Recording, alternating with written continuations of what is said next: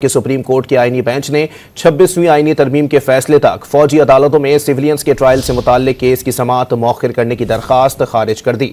अदालत ने फौजी अदालतों को मुकदमात का फैसला सुनाने की इजाजत देने की हुकूमती इस्तदा मुस्तरद कर दी। जस्टिस मुसर्रत हिलाली ने कहा कि इजाजत देने का मतलब फौजी अदालतों का इख्तियार तस्लीम करना होगा।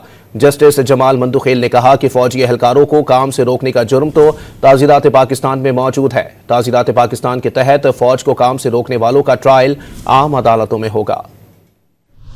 सुप्रीम कोर्ट के आईनी बेंच में सिविलियन का ट्रायल कलअदम करार देने के खिलाफ अपीलों की समाअत हुई। एतजाज एहसन ने 26वीं आईनी तरमीम के खिलाफ दरखास्तों का फैसला होने तक समाअत न करने की दरख्वास्त दायर की थी। जस्टिस अमीनुद्दीन खान की सरबराही में 7 रुकनी आईनी बेंच ने दरख्वास्त की समाअत करते हुए साबिक chief justice supreme court Jawad S Khawaja को 20,000 रुपए जुर्माना कर दिया। जस्टिस जमाल मंदुखेल ने रिमार्क्स दिए कि आपका कोई प्यारा जेर हिरासत नहीं, इसलिए ताखीर चाहते हैं। अगर अदालत का दायरा इख्तियार तस्लीम नहीं करते तो यहाँ से चले जाएं। दरख्वास्त गुजार के वकील ने दलाइल दिए कि आईनी तरमीम कलअदम हुई तो उसके तहत होने वाले फैसले भी खत्म हो जाएंगे, जिस पर जस्टिस मजहर अली ने रिमार्क्स दिए कि फैसलों को हमेशा तहफ्फुज़ हासिल होता है, हर समाअत पर ऐसी ही दरख्वास्तें दायर की जाती हैं। जस्टिस जमाल मंदुखेल ने रिमार्क्स दिए कि सुप्रीम कोर्ट आईनी तरमीम के तहत ही काम कर रही है, जो भी बेंच बन रहे हैं नई तरमीम के तहत ही बन रहे हैं। वज़ारत दिफा के वकील ख्वाजा हारिस ने दलाइल दिए कि ये कहना ही गलत है, सिविलियन का मिलिट्री कोर्ट्स में ट्रायल नहीं हो सकता। आर्मी एक्ट मुसल्लह अफवाज के साथ काम करने वाली प्राइवेट कंपनीज के मुलाजमीन पर भी लागू है। या तो फिर केस ही कलअदम कर दें, फिर कहें सिविलियन का वहाँ ट्रायल नहीं हो सकता।